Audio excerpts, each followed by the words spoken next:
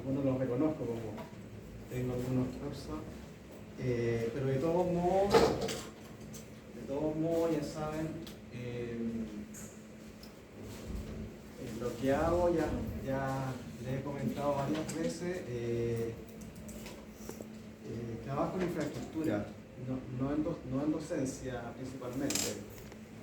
Y también hago un poco lo que estamos viendo que tiene que ver con el tema de la energía, demanda de energía de la vivienda. Eso es lo que estamos estudiando. ¿Ya? Primero voy a explicarles en general qué es lo que es la demanda de energía de una vivienda. Y luego vamos a ir a la parte eléctrica, pero la idea es que puedan primero entender de que la vivienda necesita energía para poder funcionar. En eso estamos, ¿ya? No me acuerdo quién me preguntó. Sí, de eso vamos a hablar un poco. Entonces la idea es que hoy día podamos dar un poco de vuelta a esto de la demanda energética que necesita una vivienda. Por eso lo necesito en este bloque concentrado, ¿ya? Vamos a tratar de hacerlo lo más ágil posible. Que fue un poco lo que estuvimos viendo el sábado. Ingeniero constructor, civil industrial y veo temas sustentables también, que les había dicho, ¿no? La certificación CES, calificador CEF, que es lo que estamos viendo un poco, la calificación energética, y asesor CES, que es edificio sustentable. ¿Ya? Con este mundo moderno hay que estar atentos a los temas de sustentabilidad. El reglamento 8, el decreto 8, es muy importante que ustedes lo busquen primero. ¿Alguien lo hizo? ¿No? ¿Nadie? Ya, tienen que buscarlo, ¿ya? Esa es la primera tarea. Tienen que meterse en la página de la SEC. ¿Se metieron en una página de la SEC? Tampoco, están al debe, ¿o no? ¿Alguien se metió? ¿No? Ninguno. Superintendencia de Electricidad y Combustible. Tienen que hacerle clic a la página y ver qué es lo que hace, ¿ya? La SEC es de electricidad y combustible y la CIS es de servicio sanitario. Entonces, las dos entidades son importantes porque regulan ese mercado. Entonces, nosotros nos vamos a focalizar en la SEC, Superintendencia de Electricidad y Combustible.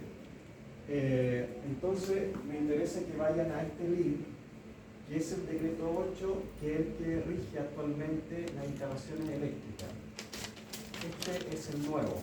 El número 4 se derogó y este es el que rige, pero es un texto muy extenso. Tiene que manejarlo bien el eléctrico, ¿ya? El instalador eléctrico. Muy bien, porque para cumplir con la norma de la instalación tiene que aplicar esto. Si no lo sabe, va a quedar fuera de norma. Para esto hay cursos de capacitación, hay varias temáticas. Si le hacen clic aquí, hagámosle clic. ¿Funcionará? Hay algo que hacer. Si le hacemos clic van a llegar a todas las temáticas que involucran la nueva norma eléctrica. ¿El profesor no puede enviar las PPT? Sí, se las voy a enviar. Ya.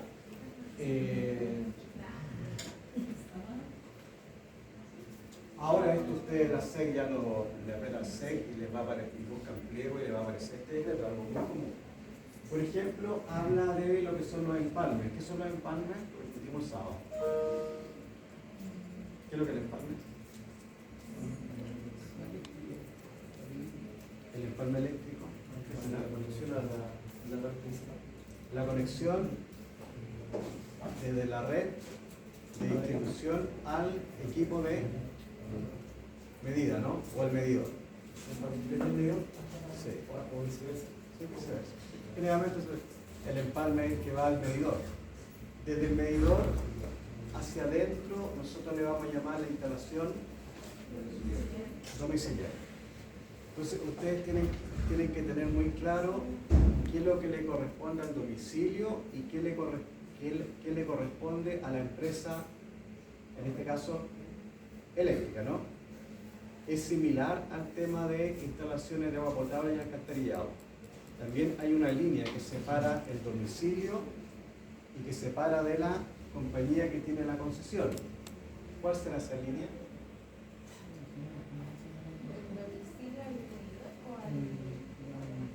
Claro, en el caso del agua hay un punto que separa la instalación del domicilio, que es de cargo del propietario, y lo que es de la empresa sanitaria.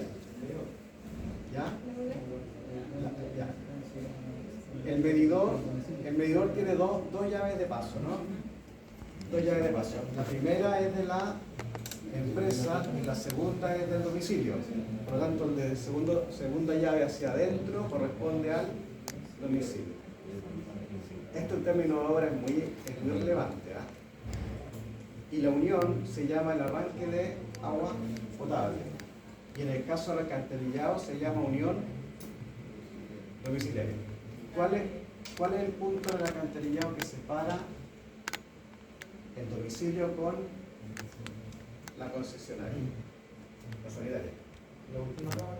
La última cámara. Sí, de la última cámara hacia el colector es de la empresa sanitaria y desde la última cámara hacia adentro es del domicilio. ¿Ya? Bueno, ¿qué es lo que más nos interesa? Lo que tiene que ver con tableros eléctricos, alimentadores. ¿Qué son los alimentadores? Conductores. Alimentadores, conductores. Medidas de protección.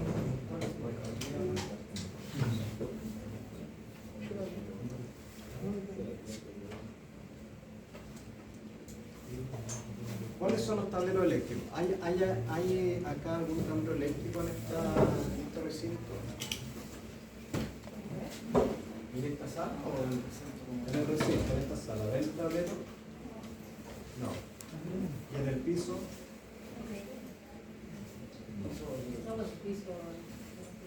¿Habrá en el piso, no? ¿Sí o no? Sí, Tiene que haber.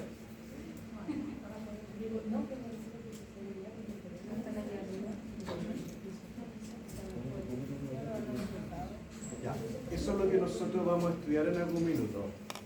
Los tableros eléctricos, que es un gabinete, que se arma, está compuesto por varias piezas. Entre eso están lo que se llaman las protecciones.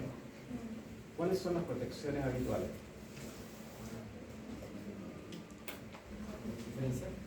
El diferencial. Sí. El diferencial. Eso nosotros lo vamos a estudiar.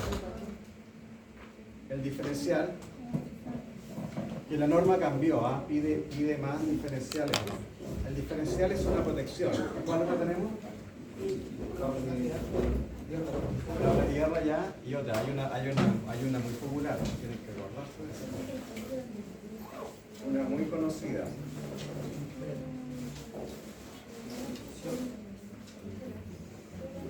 Me dijeron la más difícil. El automático. El automático, el disyuntor. El automático. Eso es lo que vamos a estudiar, ¿ya? Entonces, el tablero está compuesto por varias piezas. Es un gabinete que adentro tiene protecciones. Y eso nosotros las vamos a estudiar porque las protecciones lo que hacen es resguardar a los habitantes, por eso son delicadas. Las protecciones resguardan, y en particular el diferencial. ¿Ya? El diferencial es un sistema de protección que protege a la persona. En caso de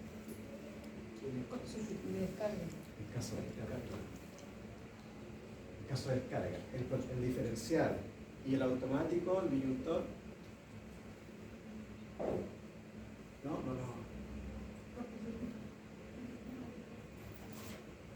Ya, pues díganme, el automático que es el más común, ¿eh? Antes ocupaban tapones, ¿no? ¿Se acuerdan de eso, no? ¿Tapones? No, los tapones ya no se ve eso. El automático, ¿qué es lo que hace?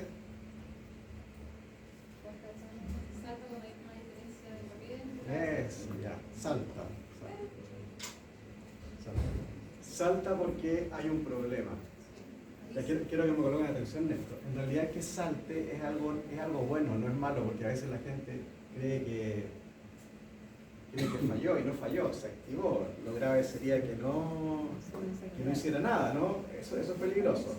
Pero que baje el automático es señal de que está funcionando. Porque lo que está haciendo es exactamente lo que tiene que hacer. Y lo que tiene que hacer es soltar el paso. Por eso a veces las personas bajan y lo suben y lo vencen. Lo echan a perder. No, pero cuando pasa eso hay que buscar en la casa porque hay algo que está provocando ese fallo. Sí, claro. Cuando pasa eso nosotros lo vamos a estudiar. ¿Por qué el automático baja y por qué el diferencial baja?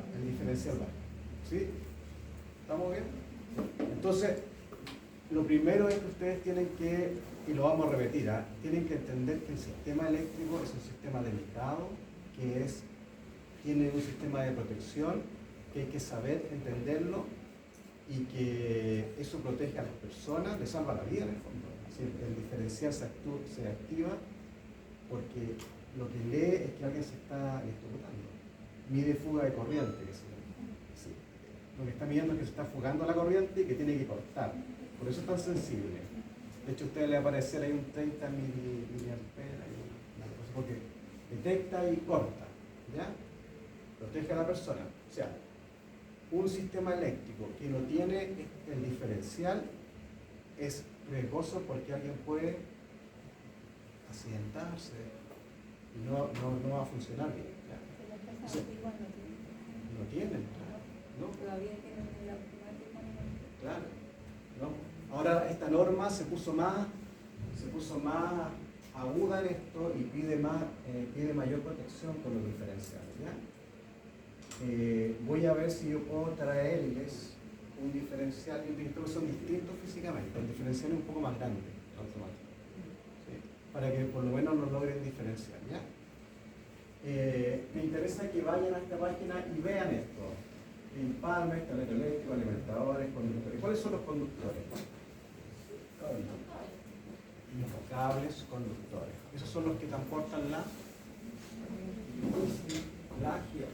energía eléctrica, la corriente. ¿Sí? Y esto también lo vamos a estudiar, porque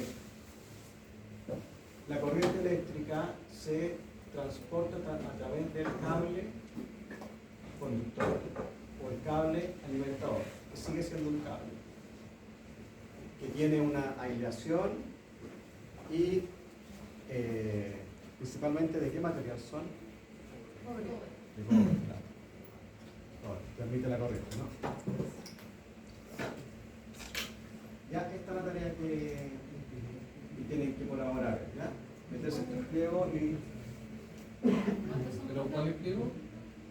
No, lo que me interesa es que identifiquen el contenido de cada uno, no que solo son en muchas materias, no, pero que lean que hay uno de empalme, de tablero, de alimentadores, de conductores, que todo esto es lo que la norma empezó a modificar, la cambió, actualizó y agregó cosas, ¿ya?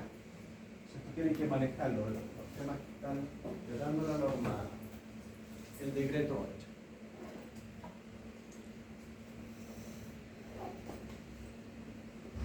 Ya, me interesa comentarle lo que estamos estudiando un poco, que es el pliego técnico normativo RIC número 14, porque dice exigencia y eficiencia energéticas para edificios menores. Dice exigencia y eficiencia energética para edificios, ¿ya? Y eso hemos estado un poco dándole vuelta. ¿Qué es lo que puede ser con ustedes la eficiencia energética para edificios?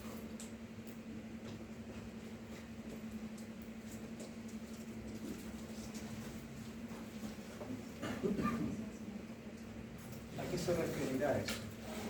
¿Qué es lo que vamos a ver? Vamos a retomar hoy día. Eficiencia energética para edificios.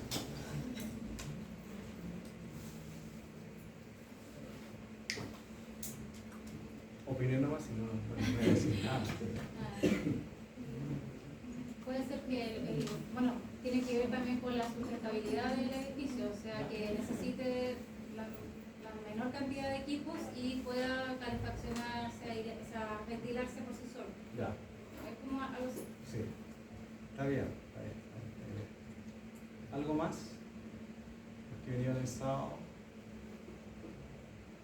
¿Algo más? Tienen que pensar que la norma que eliminó la número 4, que era la que regía, agregó esta parte, o sea, por algo la agregó. Especie de eficiencia energética para el edificio, la norma. Por lo tanto, el instalador eléctrico tiene que conocer esto y le va a indicar al mandante que tiene que adaptarse a la norma nueva en esto.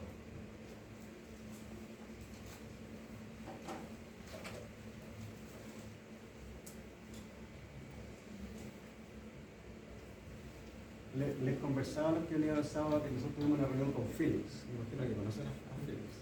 ¿Sí? La empresa Philips. Y ellos nos hablaron de este punto.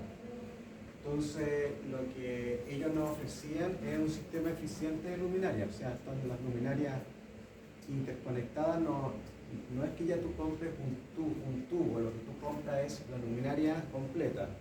O sea, lo que tú armas es el sistema completo. Y ese sistema tú lo controlas a través del celular. Entonces, el sistema de iluminación funciona con el celular. Y funciona cuando la luz natural no es suficiente como para poder entregar los lux o lumen necesarios para poder hacer la tarea. Los lux se refiere a... ¿Han escuchado de los lux o no? ¿Lumen? Sí, lumen. Más o menos. ¿Lumen? ¿Es calidad tipo de luz? No. La iluminación en cierta forma se mide a través de los lux, los lumen. Los recintos, dependiendo de su uso, tienen distintas exigencias de lux que tienen que uno cumplir. Por ejemplo, a nivel de silla, ustedes tienen que cumplir con la norma de establecimiento educacional con los lux, ¿no? Pasillos tiene otra, hospitales tiene otra. Tienen que cumplir con los lux en cualquier punto del recinto. Hay un programa que se llama Dialux, no sé si alguno lo conoce. Dialux. Es gratis. No lo han escuchado, ¿no? Dialux es un simulador, de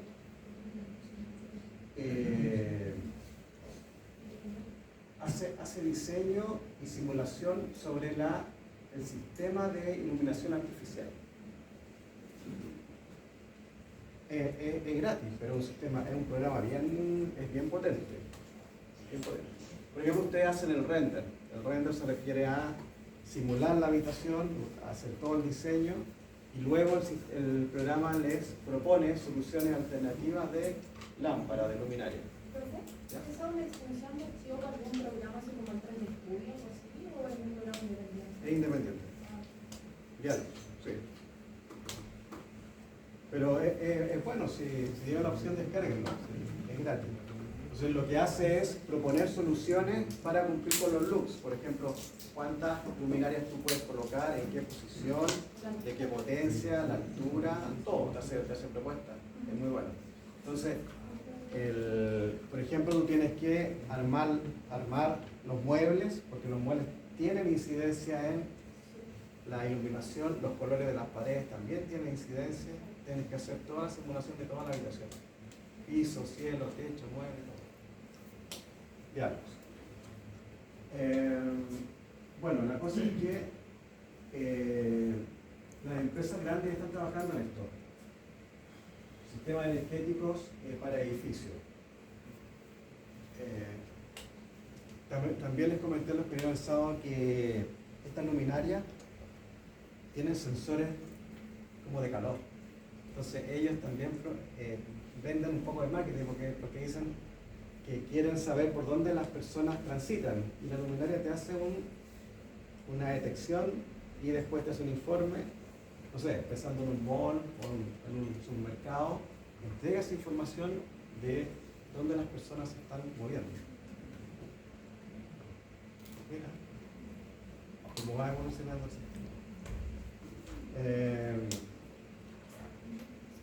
Eficiencia energética para edificios, eso es lo que estamos discutiendo ahora. Y eso vamos a avanzar un poco más hoy día, ¿ya?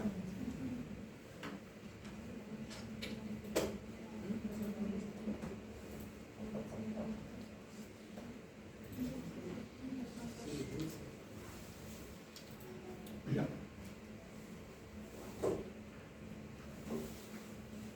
¿Ven bien o prefieren apagar una luz? Sí, la de adelante. Apagarla. Adelante, ¿ya? Les voy a explicar algo. Tenemos clase hasta las... ¿Hasta las qué? 9:30. 9:30. Seguimos ahora, porque me tienen que poner atención.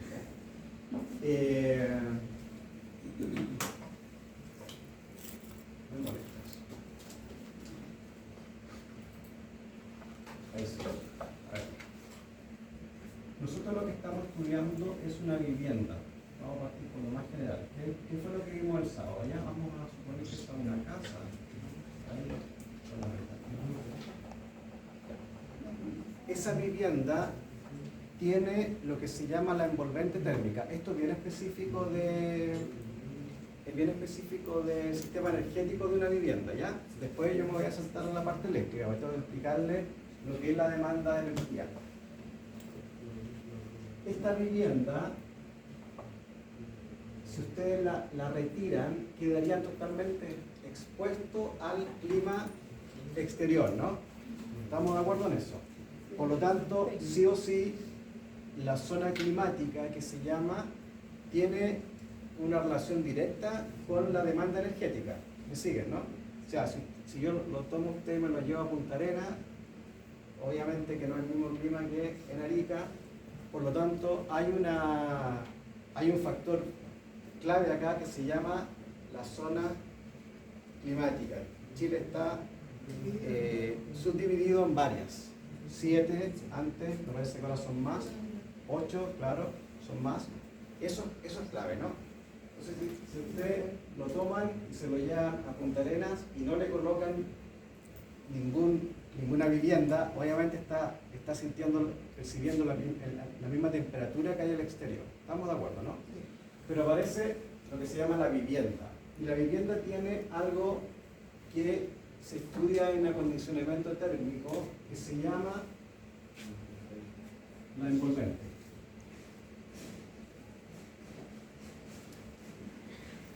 Esto es muy propio de los arquitectos.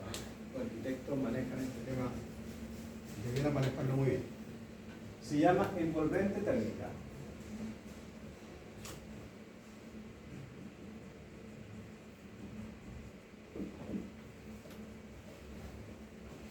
Entonces, la envolvente térmica, vamos a decir, corresponde a los muros perimetrales. Son los muros que delimitan el interior con el exterior. ¿Esta pared es envolvente? Esa. No. ¿Esa es envolvente? ¿Cuál es la envolvente? Porque hay una diferencia de temperatura entre el interior y el exterior. Cuando no hay, se llama sistema adiabático. O sea, suponemos que acá tenemos la misma temperatura que el pasillo, por lo tanto no hay transferencia de calor, energía. ¿Ya? Entonces, lo primero que uno hace para analizar cómo se comporta un edificio es entender bien cuál es la envolvente térmica. ¿Están claros con los muros, no? Entonces, ¿qué es lo que nos interesa a nosotros? Estudiar la envolvente térmica, que son los muros perimetrales, no son los muros interiores, eso no tienen relevancia para el estudio, los muros perimetrales y además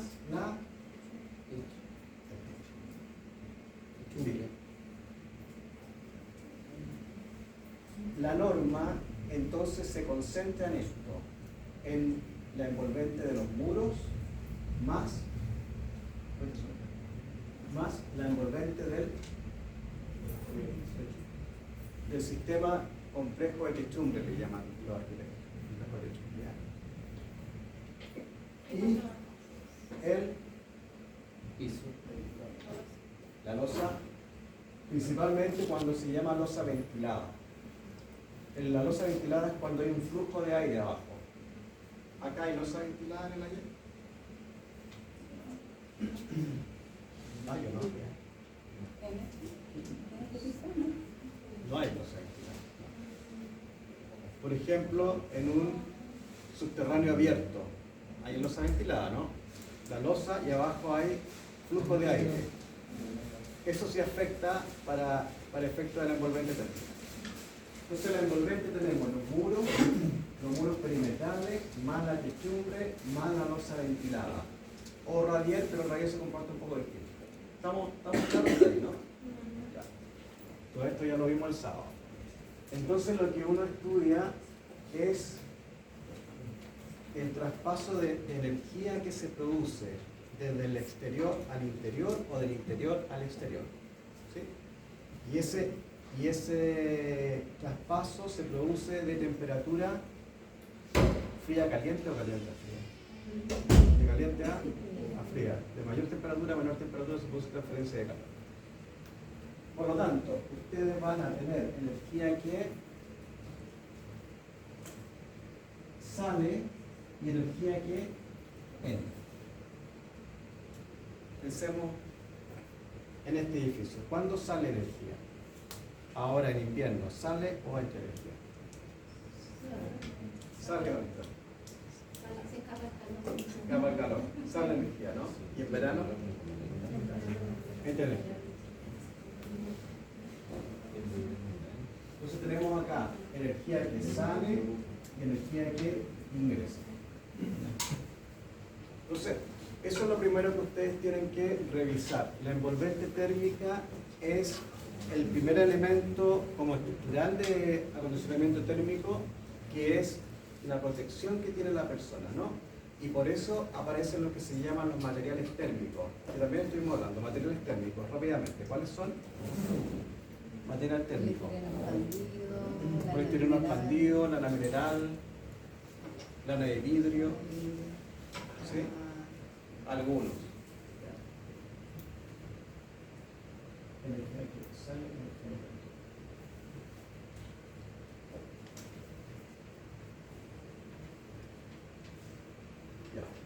Ahora la siguiente pregunta es, ¿para qué ustedes necesitan energía?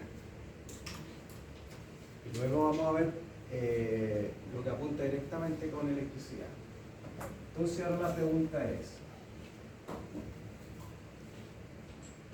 ¿para qué necesitan energía en la vivienda?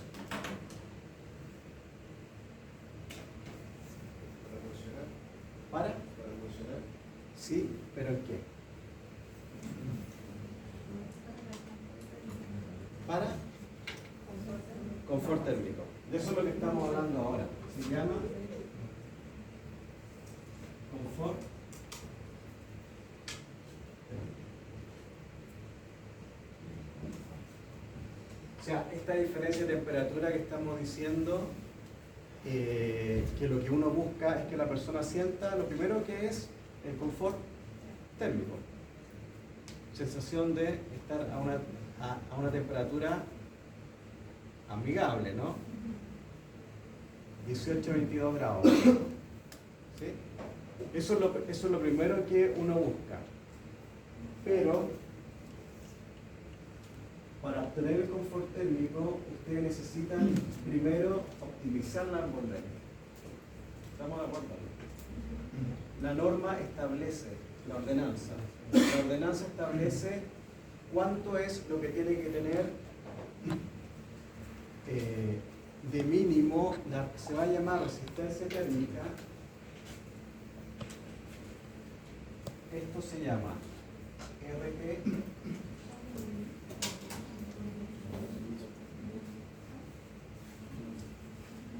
Resistencia térmica, o se llama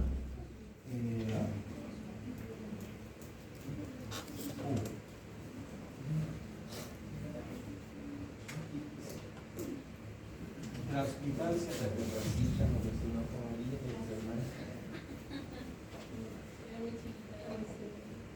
Resistencia térmica o transmitancia térmica. La ordenanza lo define así, ¿ya? El artículo 4.1.10. ¿Sí? ¿Cómo se lo sabe? ¿Sí? Muy bien, muy bien, muy bien.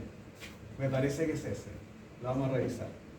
¿Ya? La ordenanza general de urbanismo de construcción, lo mínimo que, esto es como lo mínimo, ¿ah? Lo mínimo dice usted, tiene que cumplir con la resistencia térmica, dependiendo de la zona climática, obviamente, y dependiendo si es muro, si es techo o es losa ventilada. Es lo mínimo que el arquitecto tiene que cumplir.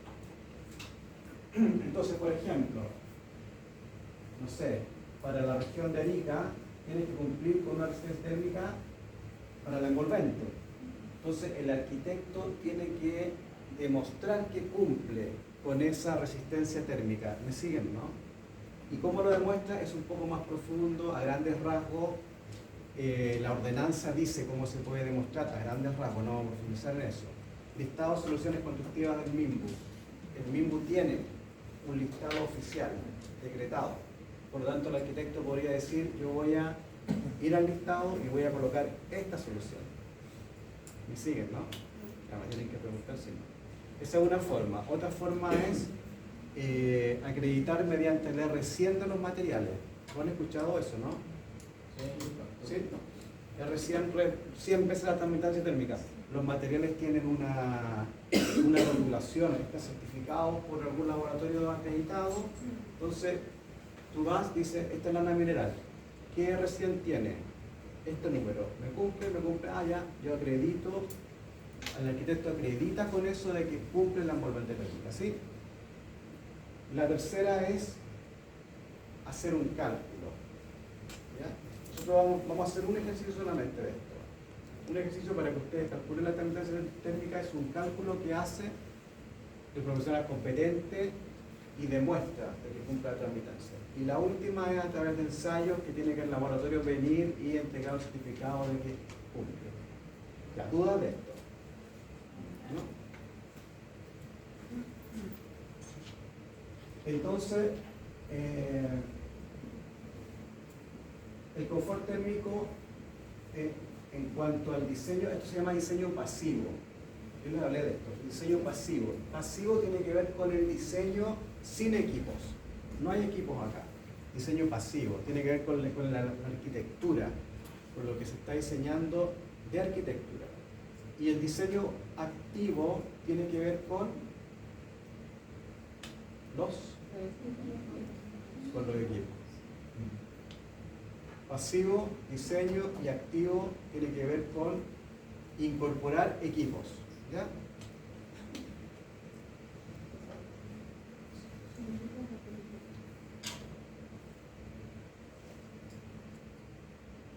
Ya.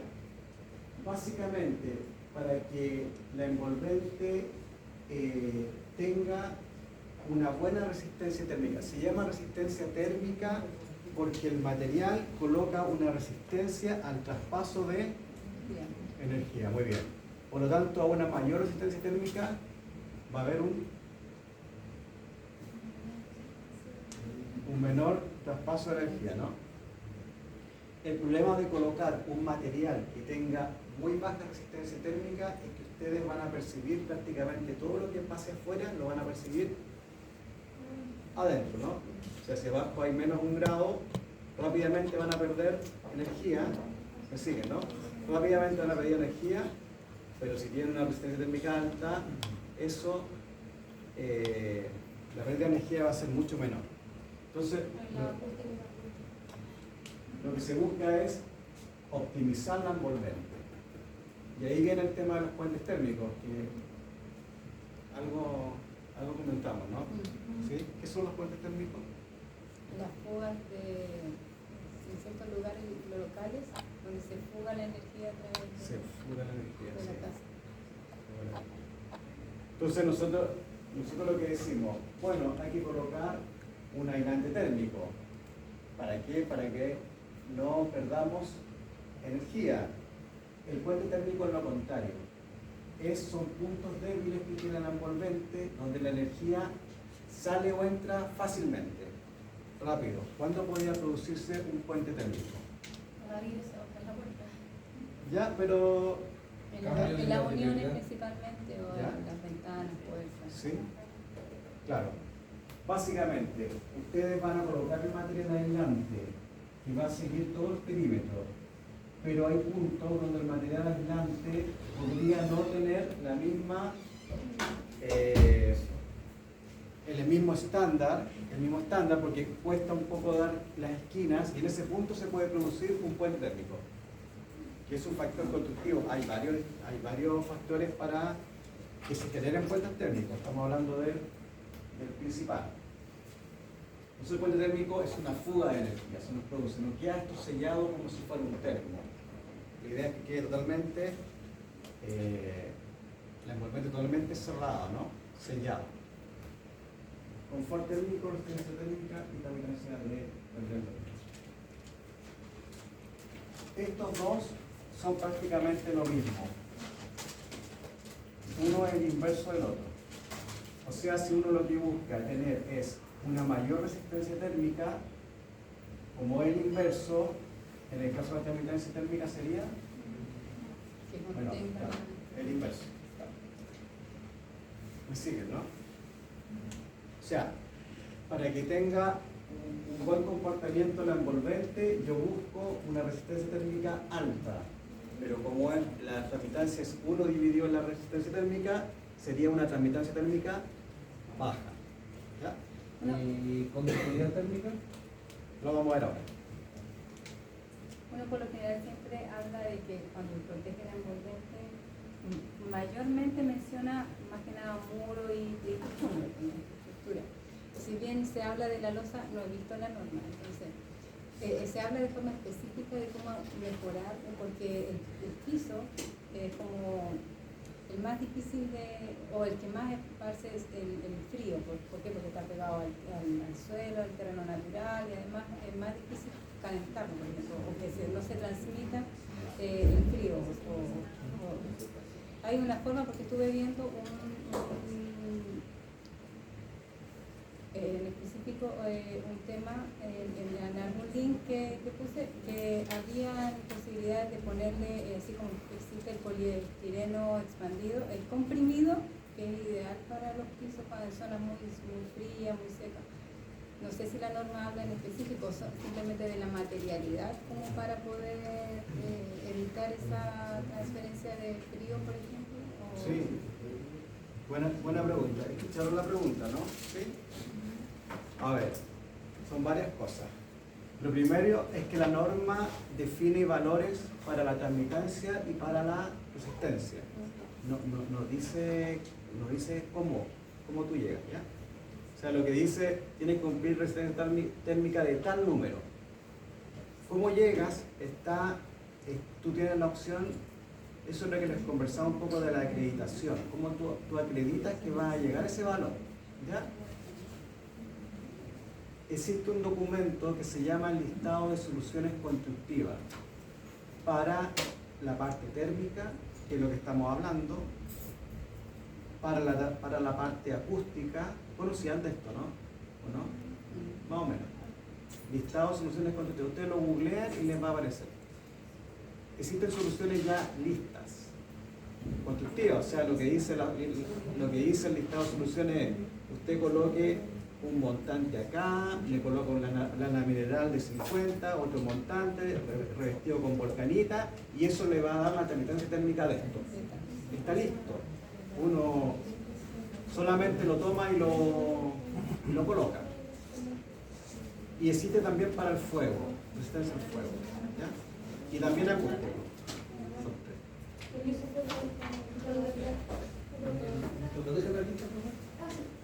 Pero no me acuerdo el nombre de todo, tengo que pasarla ahora.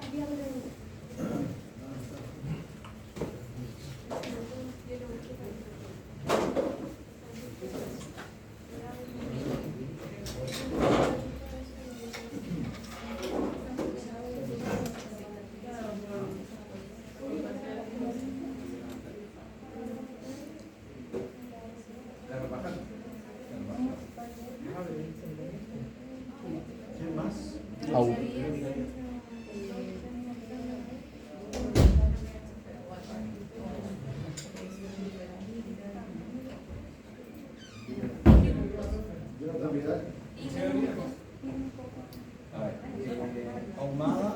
Tomás, ¿se retiró recién? Aravena, María Jesús, Daniel Catigual, Gustavo, Luz. La ordenanza usted les va a decir cumpla con este número. ¿Cómo cumple? Con la forma que estamos viendo. Existen varios tipos de polistireno. Y existe uno que es así. Me parece que se llama X. No lo sé, yo lo vi como poliestireno comprimido. Que Comprimido, era sí. Ese tiene una mejor resistencia térmica. Claro, que ideal para las losas. Sí. Tiene una sigla, XPS me parece que se llama. Pero eso es un material que se ocupa para eso.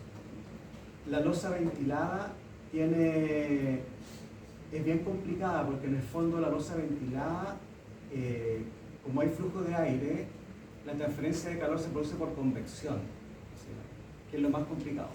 Entonces quita calor. De hecho, cuando una persona se congela, el problema es la convección, el viento helado. Tú traspasas calor por conducción. Conducción es una barra que se mueve de caliente a frío, ¿no? Tú la calientas y se mueve. Los muros, el lado caliente traspasa al lado frío. Eso es lo que uno estudia habitualmente. Pero existe algo que se llama por convección, que es muy complicado. Que el aire se mueve. ¿Me entiendes, no?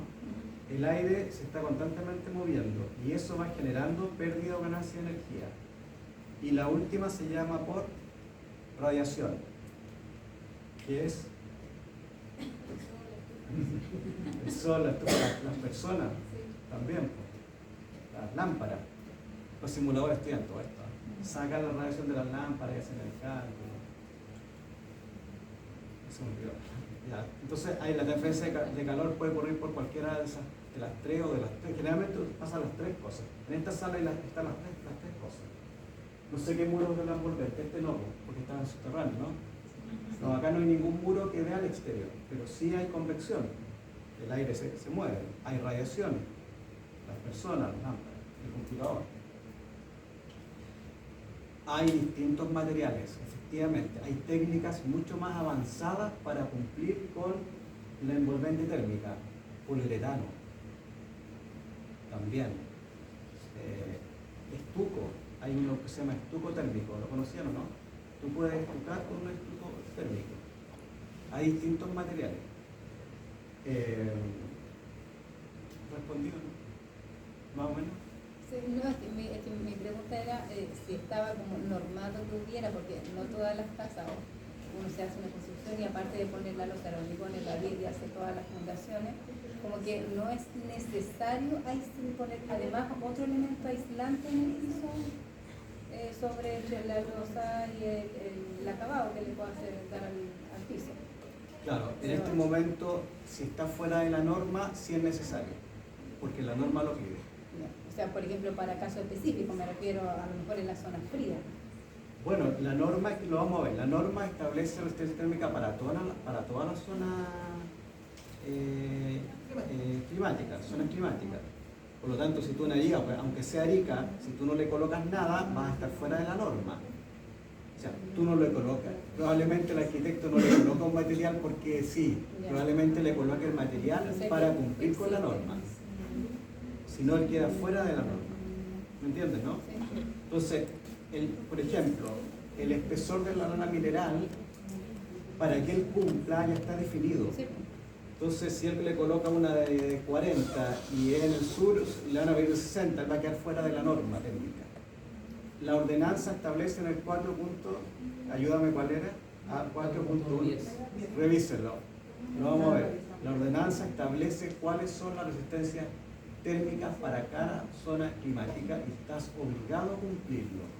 Es el mínimo. ¿Ya? Le coloques lo que le coloques, tienes que cumplir con la norma. ¿Sí?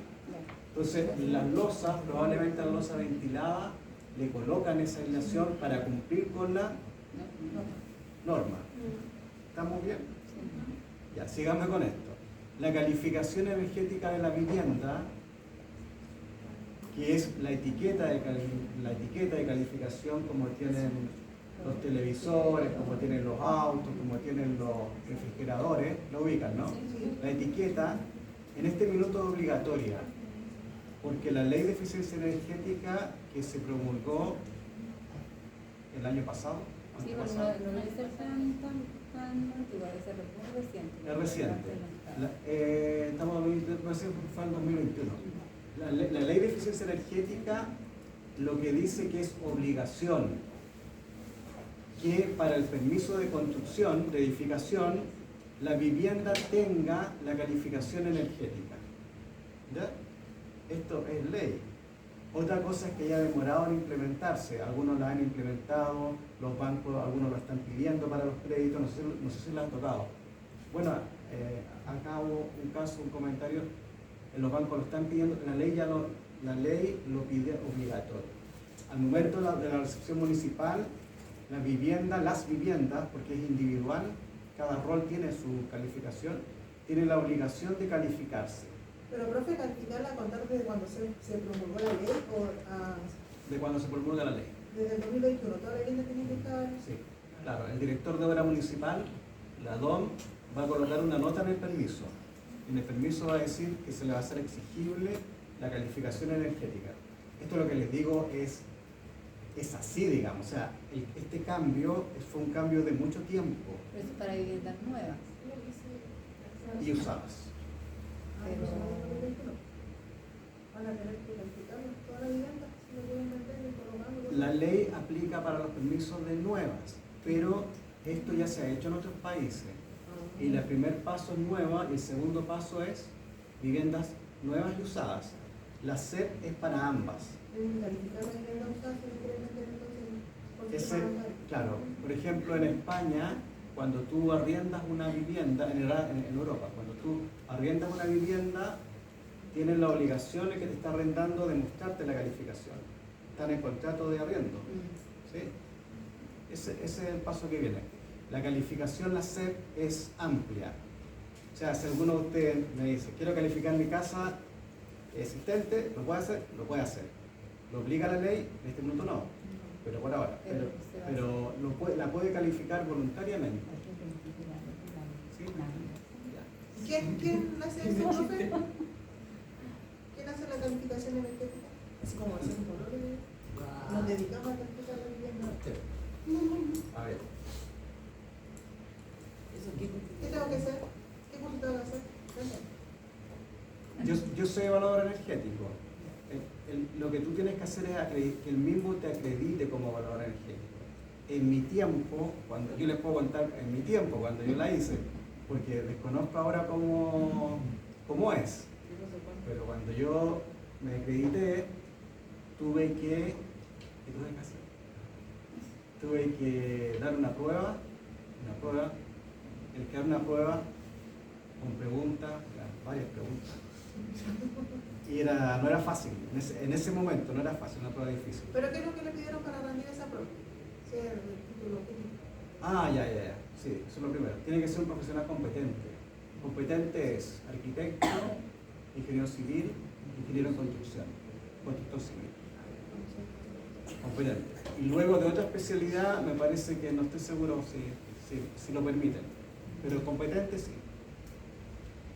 En ese tiempo dar la prueba, que era bien difícil, y luego tenías que cumplir con una cantidad de casas que hacer para el niño. Eran como varios pasos que tenías que cumplir. ¿Por qué es importante la SEP? Primero porque es obligatoria, y segundo porque no es una certificación, es una calificación. Entonces lo que busca la SEP es que la persona conozca el consumo energético de su vivienda, ¿ya? Independientemente si sea bueno o malo, no es como una certificación. La certificación, para obtenerla, tú tienes que cumplir con cierta exigencia. En cambio, en la calificación, no. Solamente tú... Dice que hoy solamente arquitecto técnico, ingeniero e ingeniero técnico. Ninguna otra titulación habilita como certificado energético. Constructor. Sí, debe ser constructor también. ahí lo revisamos. Pero conductores profesionales competentes. Lo habilita la ordenanza. ¿Ya? No, es que parece que estos son, se habilitan de forma automática, eso es lo que dice. Ya. No, pero conductor también. Ahí lo vamos a revisar. Ya. Entonces, la calificación energética es parte del tema energético. Lo que más le interesa al Estado, en el fondo, es que la persona conozca la demanda energética de su vivienda. Y eso puede ser mala o buena. Lo que interesa en esta etapa es que la conozca. ¿Cuál sería la mejor de la letra de calificación? A más. Obvio. ¿Y la peor? F. A veces F. E. A veces F. G me parece que es la más mala. Profe, y el tema de la calificación energética influye en el valor de la propiedad. Habría que preguntarle al... O sea, si va pasado por el banco y te le dice calificación B y un mismo proyecto tiene calificación A, y tiene mayor. ¿Qué crees? Yo creo que sí. Claro. Es similar a cuando uno iba a comprar un departamento y la vendedora le decía, mira, este va al norte. ¿Qué hacía? Con el precio, los departamentos con orientación norte,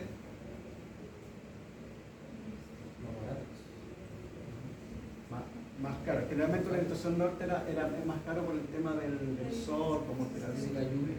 también le llega la lluvia, pero generalmente. Pero en el fondo lo que ahora hace es similar, pero con algo más objetivo, que se llama calificación. Entonces, imagínense vender un departamento de 5.000, 6.000, 7.000 UF con letra G o E. No cuadra, ¿no? Sería raro. Porque en el fondo lo que te está diciendo, la letra de calificación es el consumo energético que va a tener tu vivienda para calefaccionar, que es lo primero, para ventilar, para iluminar. Por lo tanto, una vivienda con muy baja calificación energética va a generar un consumo energético en electricidad, gas, parafina mayor. ¿Sí? Entonces, eso es lo primero que buscan es que califiques, y probablemente después lo que va a pasar es que las propiedades van a tener que tener letras entre A y B. Porque no va a tener sentido que uno adquiera una letra G, E, es muy bajo. En teoría debieras gastar mucho para poder calefaccionar esa casa o enfriar esa casa. Ese es el tema, ¿sí? Entonces, la calificación está muy ligada con el tema energético, con esto que estamos viendo. Los calificadores energéticos o evaluadores energéticos, esto lo maneja muy bien. Yo esto lo tuve que estudiar mucho más profundo que esto. De hecho, me acuerdo cuando di la prueba, tienes que hacer un dibujo del perímetro, porque además está lo que se llama el acceso remoto. Tiene que ver las construcciones que están a los costados, ¿entiendes, no? Por la sombra. Entonces tú tienes que calcular eso. Haces ahí unos dibujos y calculas la sombra que le está llegando a la vivienda.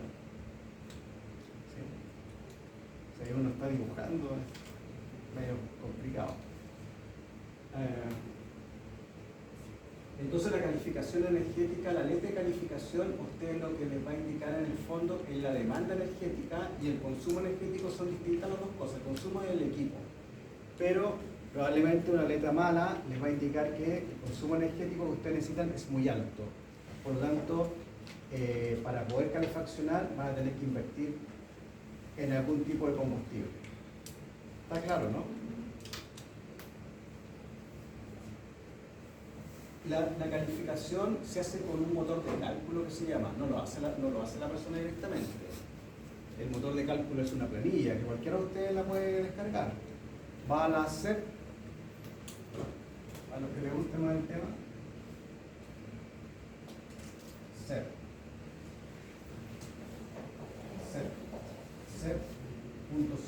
calificación energética de la vivienda. Ahí le va a aparecer toda la información de cuáles son las pruebas y cómo se actualiza el manual, el motor de cálculo. Y acá en esta página le va a aparecer una planilla de Excel. Esa planilla es la que hace el cálculo. Es un cálculo dinámico. Y esa es la planilla que uno finalmente tiene que calcular. Yo hice el curso en INACAP de esto, cuando tenían que prepararse para la prueba de la SEP. Y esa planilla finalmente es la que hace el cálculo dinámico, calcula, me parece que por cada minuto, calcula la temperatura y entrega la simulación y entrega la letra de calificación. A, B, C, D, E. Si cumple con la ordenanza, da la letra E, que es bajo A. Entonces el arquitecto cumple con lo que dice la ordenanza, le da letra E, bajo. O sea, en mucho más lo que debiera exigir. Sí.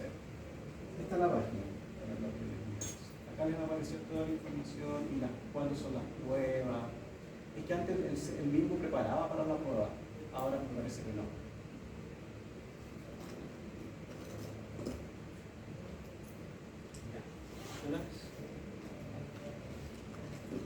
Ya, la conductividad.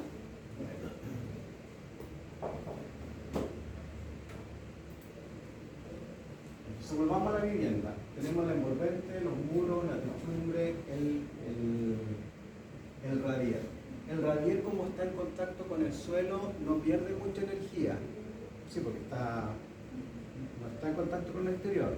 Principalmente el radier, lo que se calcula es la pérdida que tiene por el perímetro. ¿Sí? Por lo tanto, la pérdida de energía es el metro lineal.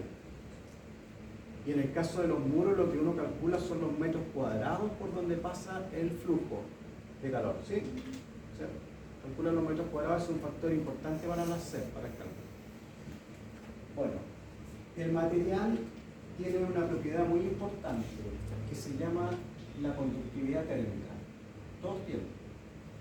Y eso es clave para el tema de la transferencia de calor para la resistencia térmica. De hecho, la resistencia térmica es una fórmula bien simple que liga el espesor con la conductividad. O sea, si ustedes quieren mejorar el acondicionamiento térmico de una vivienda, tienen dos variables: la conductividad y el espesor. Por eso hablan que las casas antiguas son como más calentitas, ¿no? Porque tenían muros de adobe de mucho espesor. Bueno, sí, el espesor. También son más largos. El espesor tiene una relación directa con la resistencia térmica. Y además está lo que se llama la conductividad térmica.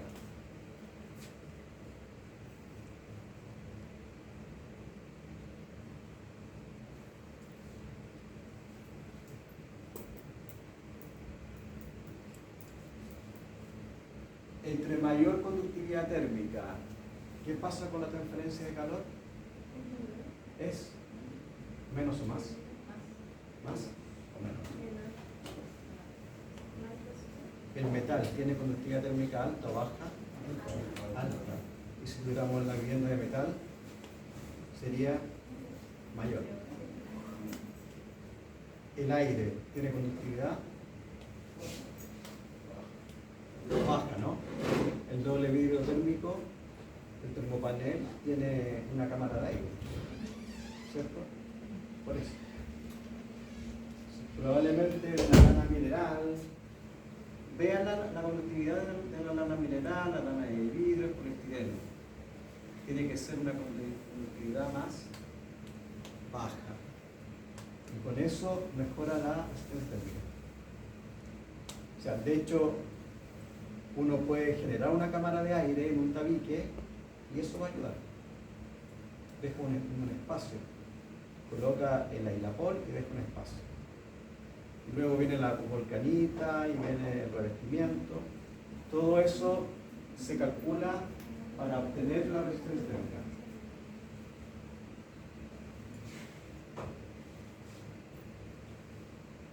Entonces la envolvente depende de la conductividad térmica del espesor, que es una propiedad de cada material. Obviamente los materiales aislantes tienen estas propiedades bien definidas. Por eso la lana mineral tiene distintos espesores. Si ustedes quieren mejorar la resistencia térmica, pueden aumentar el espesor. 50, 60, 80. Aumenta el espesor y la densidad también afecta. En el caso del techo, es una de las zonas donde más se pierde energía, bastante energía. Entonces, la primera medida sería aislar la techumbre, ¿no? Por eso acá le colocan a los cielos, le colocan lana de vidrio, como lana mineral. ¿Se han fijado que no es para eso? Es un aislante térmico. El calor sale fácilmente o entra. Se le colocan ahí un aislante térmico. O puede tener la cubierta también un aislante térmico. ¿Se han fijado que tiene? Hay cubiertas TV4, creo que se llama, con aislante. Entonces, la cubierta tiene un aislante térmico. Por eso. Entonces, aislamos los tabiques, lana mineral, lana de vidrio, poliestireno expandido, estuco, hay varios. Aislamos también el techo, igual, y la otra envolvente.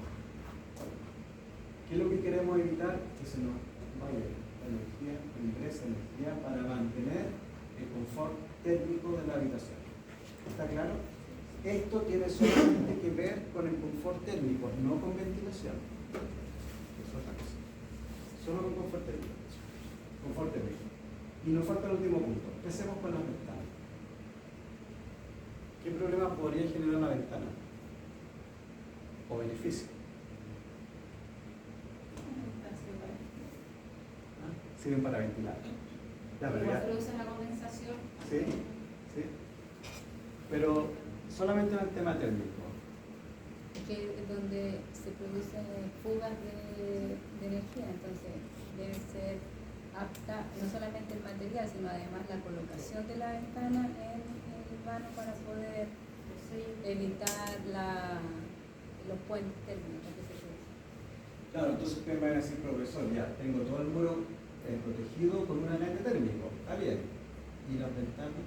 No, sería raro colocarle poliestireno expandido, se debería mal, ¿no? Es vidrio. Y el vidrio probablemente deje pasar y ingresar el flujo de calor, ¿sí?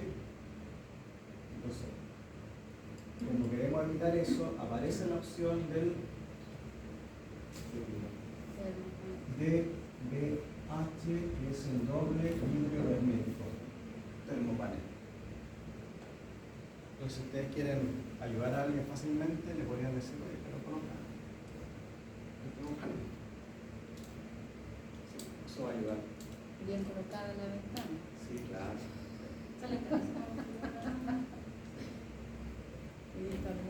Todo esto tiene que ver con el confort térmico. Entonces, a grandes rasgos, lo que se busca ahora es que las medidas pasivas que son estas sean óptimas y no instalar equipos. Se llama cero equipos. Antes se utilizaba mucho instalar equipos, ahora no hay que sacar los equipos para evitar el consumo. Entonces, ustedes van a encontrar el net cero también, que se llama cero emisión, todo tienen metas. Entonces, lo que fortalecen es la envolvente. La envolvente tiene que ser capaz de mantener la temperatura, pero no solo con la envolvente, además tiene que ver la orientación, que es otra medida pasiva, hacia dónde la ubica la vivienda. Entonces el simulador o el mismo motor de cálculo del láser emplaza la vivienda y el simulador dibuja el sol. Esto es así, que dibuja el sol dependiendo de la hora. Tú le colocas, estamos en Chile, acá en Viña, y te coloca el sol, y el sol, dependiendo de la hora, te va mostrando hacia dónde va apuntando. Además, entonces, la orientación afecta mucho. La envolvente térmica, absolutamente, el material. Acristalamiento, los vidrios, absolutamente. Depende cuántos vidrios en qué fachada, A veces no siempre tienes un problema de que quieres calefaccionar. A veces puedes tener una condición de que necesitas enfriar. Y eso se llama sobrecalentamiento. Cuando la vivienda está expuesta a mucho sol, también existen técnicas para enfriarla. Y dentro de eso está colocando una protección adelante o un parasol. Esto lo llama parasol. Colocas una protección adelante y con eso evita que ingrese mucho calor por radiación. ¿Me entiendes, no? Orientación, acristalamiento, material. El material, la conductividad térmica, y además tiene una propiedad que se llama la inercia térmica, pero algo como más específico. El material absorbe calor y lo libera. Entonces el arquitecto construye el hormigón porque sabe que el hormigón almacena calor y lo libera en la noche. Por lo tanto, eso tempera. Una propiedad del material, inercia térmica. Y con respecto a eso, no tiene que ver igual la forma de la casa, si es cuadrada, Sí. porque por ejemplo al arquitecto le encanta esas cosas de casa Sí. mediterráneas que me parecen, Sí, a mí por lo menos me gusta, sí, sí, sí. porque así captan mejor el Sí. tema de la... Tiene que ver. Hay una forma que se llama compacta.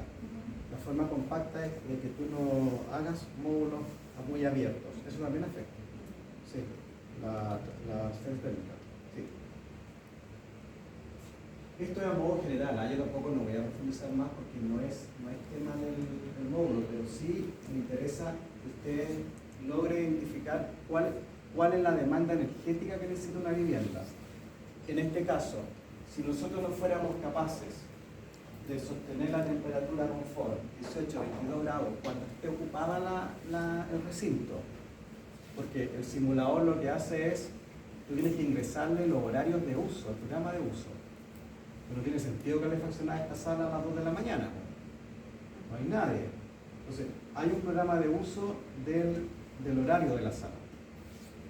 La pregunta es, si luego de esto no es suficiente para poder calefaccionar o enfriar, ¿qué vendría después? Usar equipos. Si tú no puedes sostener la temperatura, tienes que instalar equipos. Ahora se instalan equipos, esos equipos tienen que ser eficientes y además tienen que ocupar energía renovable, no convencional, energía renovable, tienen que ocupar energía renovable. ¿Sí? ¿Ah? No fósiles, no parafina, no gas. ¿Sí? La fuerza eléctrica no calienta nada. No sé No si calienta me pasó nada. mucho ruido, pero no entiendo cómo se trabaja. Entonces, para mantener la temperatura, lo mejor va a tener que necesitar apoyo de algún equipo, pero ese equipo ojalá se alimente con energía eléctrica proveniente del sol. Y ahí aparece el panel fotovoltaico.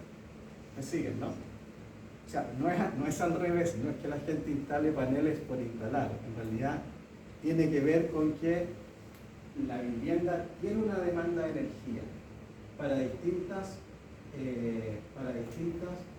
temas. Nosotros recién estamos viendo el confort térmico. ¿Sí? O sea, para calefaccionar o enfriar yo necesito ocupar tanta energía. ¿De dónde la saco esa energía? De un equipo, ¿ya? Y ese equipo, ¿de qué se alimenta? Necesita de combustible. ¿Cuál? ¿Entiendes? Esa es la secuencia, todo parte de la demanda de energía. Y luego tú llegas finalmente a que el equipo funciona con electricidad. ¿De dónde saco electricidad? Bueno, tienes que instalar un panel solar para que se alimente. O puedes sacarlo de la tierra, ¿o no? Sí. O del viento. O del aire. Aerotermia. Los equipos de split funcionan con aerotermia. Sacan calor del aire. Lo inyectan. Los equipos split son estas unidades tradicionales. Tú puedes sacar energía de cualquier parte y luego la transformas en cualquier cosa. Hay una técnica que se llama el pozo canadiense, se me había hablado, ¿no? Tú haces un agujero en la tierra, es un tubo que entra y se conecta con la vivienda. Y en ese En ese tránsito, el flujo de aire capta calor de la Tierra y lo entrega. Pozo canadiense. Acá no se conoce porque paso se hace. ¿Me entienden, no? Un tubo que entra. Eso es uno. Otra opción es sacar energía de la piscina. También hay una técnica que saca energía de la piscina. Hay varias. Ahora, el costo es el problema. Ya, rápido. Eso tiene que ver con el confort térmico, pero no es lo único. Además tenemos que ventilar. Entonces, la forma de ventilar pasiva, ¿cuál sería? Abrir las ventanas. Entonces tenemos un sistema pasivo que es una ventana proyectante, una ventana guillotina, no fija porque esa no, proyectante, guillotina, ¿qué más? De abatir, hay varios tipos de ventanas. Ventilamos con eso, ventilamos con la celosía. ¿Para qué? Otra vez para cumplir con lo que dice la norma. El arquitecto tiene que cumplir con la norma. ¿Cuántas renovaciones de aire necesita para la sala? Por eso están esos detectores ahí. Porque tienen que ventilar. Así lo pide la regla. Por el dióxido de carbono que se llama. Si no logramos ventilar con estas medidas pasivas, ¿qué necesitamos? Equipo. Y ahí aparece el sistema de inyección y de extracción de aire. Puede ser mixto, generalmente es mixto. Trabaja con un sistema pasivo y además le agrega un sistema, ¿cómo está ahí? Sistema mecánico. Y esos sistemas también han sido mejorados, son distintos. Hay uno que les comenté que se llama de doble flujo, que es muy eficiente. Extrae temperatura de la cocina y la inyecta a los dormitorios. La sacas de los dormitorios y la inyectas. Es un sistema moderno. No, Por favor. sería tentador igual, ¿ah? Sí. Lo vende. No. Están cocinando guatita. Claro, ahí sería más. Ayer no Amanecer con olor a cocinería. Sí. Ya terminemos con esta idea. Entonces necesitamos energía para mantener el confort térmico, que es lo que habitualmente uno observa, la temperatura. Eso es uno. Necesitamos energía para ventilar.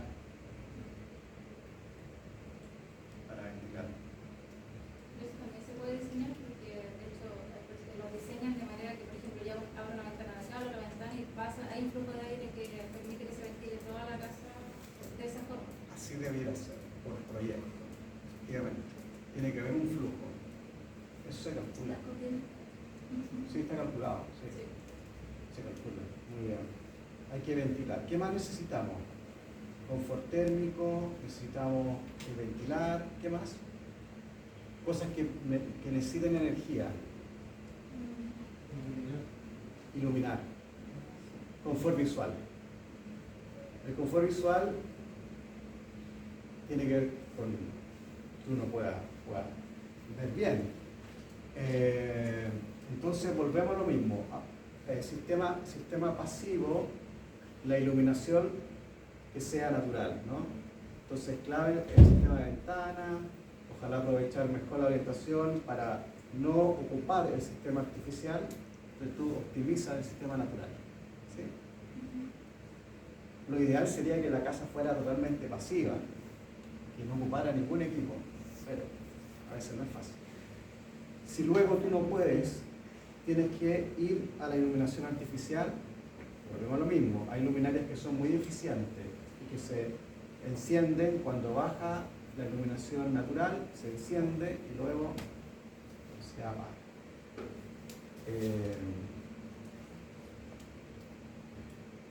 ¿Qué más?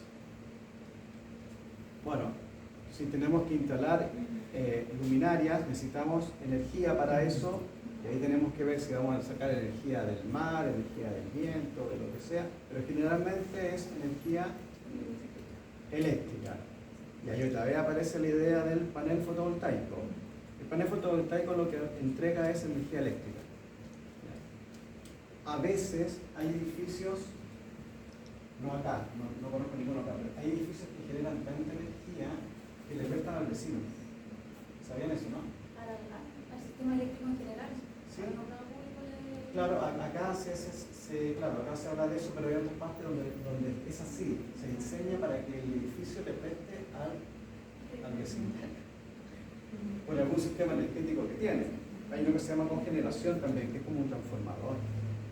Está la biomasa, que es de... ¿La biomasa cuál será? ¿La energía de la biomasa no lo he escuchado? ¿Ya? El pellet. Orgánico. Sí, es orgánico. Biomasa también. Sí. Aquí está. ¿Qué más? ¿Qué otra cosa más necesitamos energía? Creo que nos queda una. Confort térmico, iluminación, ventilación y ¿qué más? Energía. ¿Agua? El agua caliente. Claro, para poder calentar yo necesito energía. ¿Sí? Se llama agua caliente sanitaria ACS. Agua caliente sanitaria. Necesito energía para poder calefaccionar. Y ahí es un poco más complicado, ¿no? ¿Dónde saco energía para calefaccionar? El agua.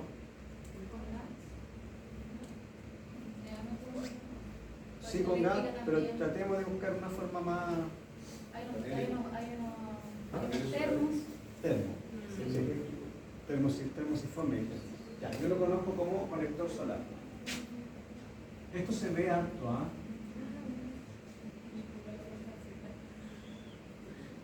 De hecho, ustedes cuando vean las viviendas como se están construyendo ahora, hay muchas del CERLI, que vienen con el conector solar. Sí. Es un termosifón. Uno lo ve en el tejado, un tubo grande, un tanque grande que está solo, lo han visto, ¿no? Sí. Hay mucho de eso. Eso De es hecho, para... hace un par de años hubieron campañas de postular a estos postular, temas claro. entregados a ese. Sí, claro. Sí. Que no es el panel fotovoltaico. Eso sirve para calentar el agua caliente sanitaria.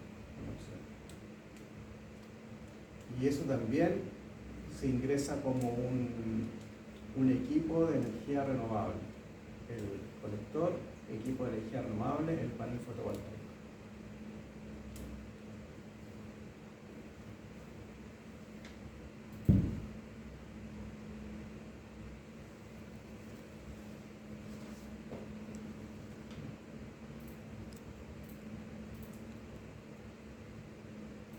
Está claro, ¿no?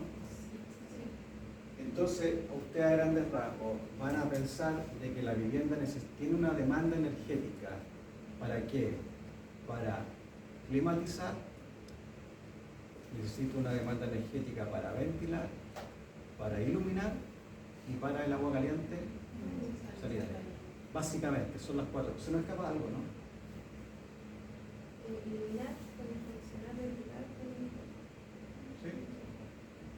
Y ahí aparecen también las infiltraciones que son fisuras o grietas o ese termo, la condensación. Pero no necesitamos energía para condensar, eso es algo que tiene que, obviamente, no debiera generarse condensación, pero no necesariamente hay un cálculo energético de eso.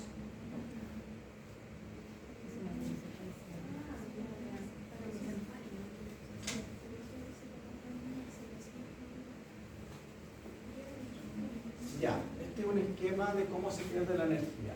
Tenemos por el tejado más o menos, un 30% por el sistema complejo de enchufe, un 30%, igual es alto puente térmico, un 5%, por las ventanas un 13%, por el terreno y por los muros, más o menos.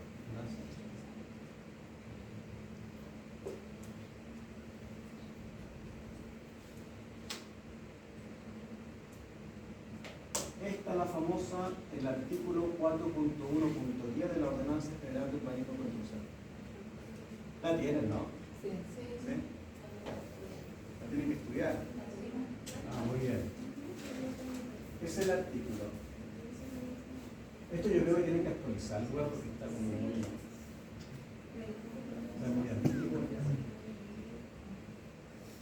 Por ejemplo,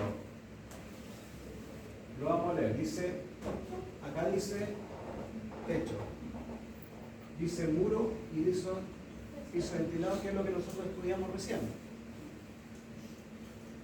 En la zona 1,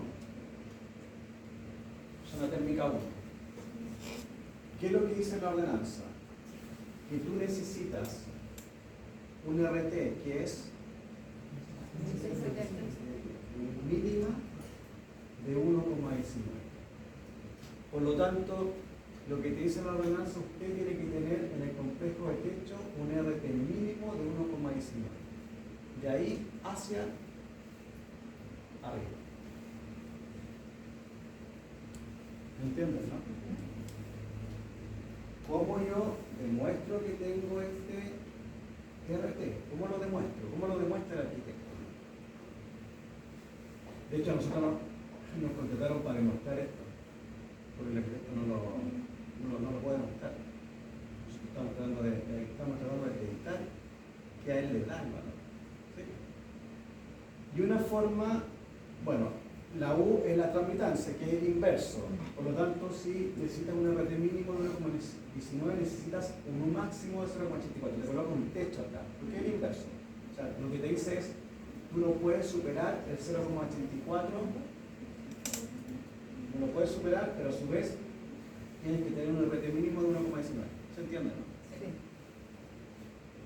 Pero además te da una salida, te dice, bueno, si usted quiere acreditar esto, usted tiene que buscar un material aislante que el R100 mínimo sea de 94. ¿Ah? Eso es lo mejor, claro. Entonces uno lo que va empieza Directamente a buscar el material. a las fichas técnicas, claro. El Ailapol expandido, el cristiano expandido, uno va, Ailapol es la marca.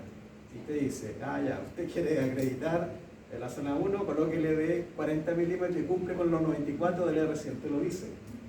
Entonces, una opción es que uno demuestre de que va a instalar un material aislante que cumpla con el R100, que es 100 veces la transmitancia térmica.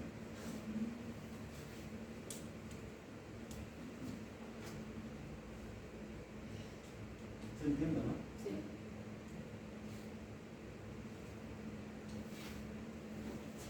Y después entonces lee igual. O sea, si usted quiere acreditar la envolvente complejo de muro, tiene que cumplir con la tramitancia térmica máxima de 4 watts metro cuadrado Kelvin. Presión térmica mínima 0,25. ¿Se explica? Probablemente, como está por zona climática, la mayor exigencia se produzca en la zona más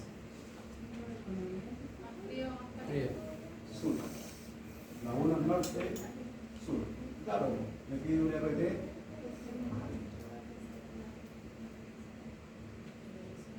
¿Cierto? Entonces, yo necesito un material aislante con mayor espesor, es una opción, o otro es que la conductividad térmica sea más baja, ¿no? Bueno, también hay opciones para esto.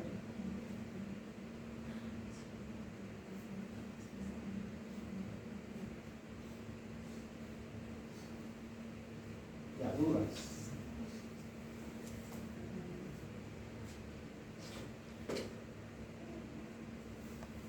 Esto siempre tiene que ver con el tema térmico. No estamos hablando de ventilación. Entonces, cualquier vivienda en Chile, cualquiera, no autoconstrucción, porque ahí no aplican las normas. El profesional competente que está diseñando, el arquitecto, tiene la obligación de cumplir con las normas. Por lo tanto, tiene la obligación de cumplir con esta norma. ¿Y esto de los bancos está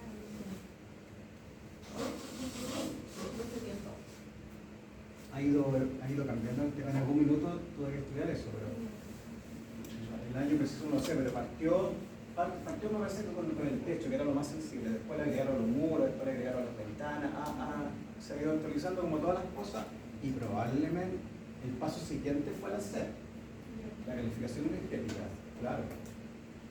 dentro de esto, es una escala de cosas. Y luego de la SEP, de la calificación energética para viviendas nuevas, después viene viviendas nuevas y usadas, y después viene probablemente la obligación sobre la, ¿cómo se llama esto? Restauración. Van a obligar seguramente a restaurar energéticamente las viviendas usadas. Pero eso ya es más complicado, porque es muy costoso. Son escalas que ya otros países ya las siguieron, ellos están con esto hace rato. Entonces lo que hace la SERP es compara. Estás obligado a comparar. Para poder decir que algo tiene buena o mala calificación, tienes que comparar dos cosas, siempre así. Tú comparas con una vivienda patrón, que es esta.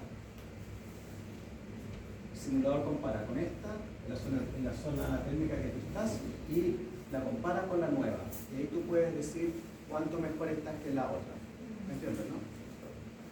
Ya, dudas de esto, creo que tiene un ejercicio. Vamos a ver. ¿Ah? ¿Qué pasó? Ahora, estamos en la hora. Ya, terminemos con esto. Vamos a hacer un ejercicio de cálculo del RT en la próxima clase y de ahí nos cambiamos de tema, ¿ya? Vamos a empezar a ver las cosas eléctricas y vamos a cerrar lo que tiene que ver con la demanda energética de una vivienda. Profesor, ¿usted ahí tiene la diapo de las fechas de la prueba? Sí, es sábado 16, el 15 de julio y el 12 de agosto. Ya. ¿Qué pasa? Estudiando. Que no van a hacer pruebas, ya les dije. Eso no lo sabía. Eso no lo sabía. ¿Eso no lo sabían? No, yo no. Yo pensaba que iba a hacer algo práctico, pero hasta ahí no. Son talleres, claro, Ya. donde tienen que aplicar la materia, pero probablemente sea de una casa, calcule la tramitancia, instale. ¿Yo puedo hacer una pregunta con respecto a eso? Porque, por ejemplo, uno puede hacer la calificación energética de una casa así en general, pero, por ejemplo, si la casa del vecino se me tapa el sol, entonces ese es el tema, porque no, a veces no es el problema en mi casa, pero el vecino dice un segundo piso y me enfrento el segundo piso ahí y quedé sin ese solcito, por ende tengo toda la mañana el frío, pero en la tarde solamente tengo esa luz, por ejemplo, para aprovechar. ¿Ya? Ya. Y eso es una... Yo estoy preguntando porque al fin y al cabo hay muchas casas que están fuera de norma, que están, o sea, hay cosas de Valparaíso. Claro. Ya, esto es lo último. Se afecta, ¿no? Claro. De hecho, uno lo que hace es dibuja su vivienda y dibuja un círculo, una semicircunferencia. Esto es así, ¿eh? Y ahí uno coloca los edificios remotos que se llaman. Entonces, esos edificios te entregan sombra. Y eso hace que tu calificación energética... Sí, claro. Pero depende de mi, depende de la eficiencia de mi casa. Es un tema legal. Es un tema claro. Sí. Ahí tiene que haber otro carácter para poder evaluarlo. Si No. yo la quisiera vender mi casa y me piden la eficiencia energética y es porque los vecinos se lo volvió a hacer. Claro, hay un tema legal ahí. Sí. Sí, claro, afecta. No sé si después de esto de la SEP, profunda la pregunta. No sé si después de la SEP vayan a hacer alguna variación en el plan regulador, pero hay altura, el arquitecto lo que hace es demostrar que cumple con las pasantes, con la... Ya. Entonces, claro, afecta. Mi vivienda, por ejemplo, pero las demás no, o sea, en base a que se califican a mí, en base a la que... O sea, de acuerdo a esto, tiene incidencia. ¿Qué tanta incidencia tiene? No tiene tanta, para efecto de tu calificación, pero sí tiene incidencia, porque te obstruye el paso de la luz solar. Por lo tanto, pierdes de ganar energía. ¿Me entiendes, no? Sí, pues, si te construyen un edificio acá, pierdes de ganar energía. Sí. Así es. Afecta tu calificación energética. Sí. Ya. ¿Estamos bien? Ya, las pruebas van a ser, tienen que estudiar, obviamente tienen que estudiar, sí, eso está claro, pero van a ser cuestiones más prácticas. Talleres. Bueno, no. Como para la pareja, eso iba, ¿no? Si le digo talleres. ¿Con la misma? Lo voy a. Profe, ¿Ah? la del 7 de junio usted ya entregó eso de claro. Me conecté el otro día en clase con una tía. Eso va a la planificación energética y después va a entrar todo lo que es electricidad. ¿O no? La primera parte es entender la demanda energética. Luego vamos a pasarnos al sistema eléctrico. Ah, ya. Por lo tanto, el primer taller va a ser algo de esto que estamos viendo, de ustedes calculen cuánta energía necesita la vivienda y luego pasamos al sistema eléctrico. Ah, ya. Pero va a ser taller, significa que ustedes, la idea es que lo hagan en un par de días o acá, depende de la dificultad, o lo hacen acá, pero es un taller. Qué bueno. Son talleres. No sé si sea bueno o malo. Para mis nervios es estupendo. Son prácticos, son buenos. Son buenos. Sí. Uno aprende más. Práctico, práctico. Sí, se aprende. Sí, vamos a hacer los 3 controles más prácticos. Eso quiere decir que pueden ocupar la materia, el cuaderno, el computador, lo que tengan para calcular. ¿Están todos en la lista?